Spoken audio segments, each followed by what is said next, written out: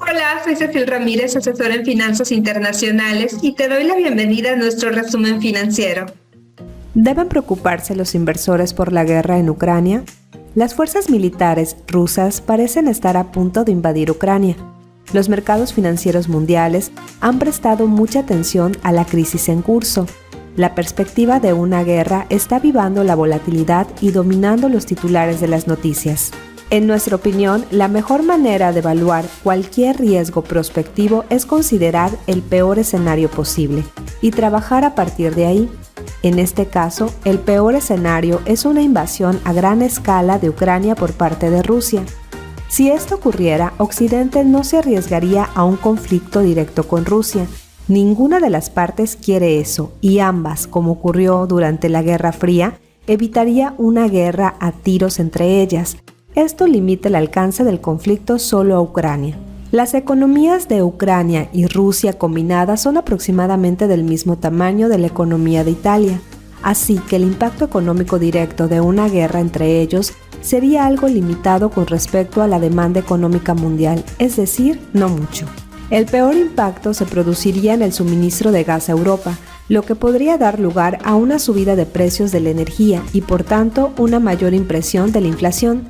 Sin embargo, Rusia depende del dinero de la exportación de gas a Europa para financiar sus posturas militares, así que la restricción del suministro de gas a Europa probablemente no duraría mucho. Si miramos a crisis anteriores, la crisis de los misiles en Cuba fue mucho peor que esta situación.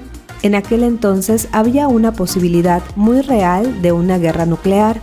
La situación actual de Ucrania se parece mucho más a la de Hungría en 1956 o a la de Checoslovaquia en 1968, cuando la Unión Soviética invadió esos países para acabar con los levantamientos democráticos. En ambos casos hubo una escala de tensión con Occidente, pero no hubo ningún efecto en la economía mundial. Una invasión de Ucrania también sería una muy mala idea desde la perspectiva de Putin. Las guerras son arriesgadas y han derribado dictaduras en el pasado reciente. La Guerra de las Malvinas en 1982 provocó la caída de la dictadura militar en Argentina. La invasión de Afganistán contribuyó a la caída de la Unión Soviética a finales de los años 80. Ha habido muchos conflictos en los siglos XX y XXI, por lo que tenemos un largo historial de cómo reaccionan los mercados a las guerras.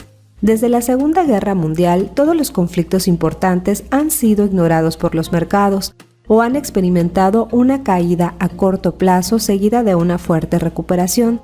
Esta es la reacción correcta. La mayoría de las guerras tienen un efecto limitado y a menudo nulo en la economía mundial. Los mercados se recuperaron después de la guerra de Corea, Vietnam, Afganistán, Irán, Irak, las dos guerras del Golfo, las guerras de Yugoslavia y Siria. Si los inversores quieren hablar de un riesgo geopolítico que importe a largo plazo, entonces deberían mirar hacia China y Taiwán.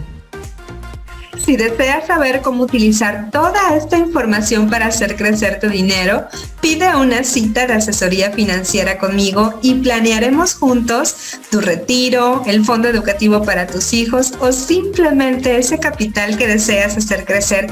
Agenda tu cita. En la descripción te pongo el enlace para que puedas tener una sesión privada conmigo. Te mando un fuerte abrazo.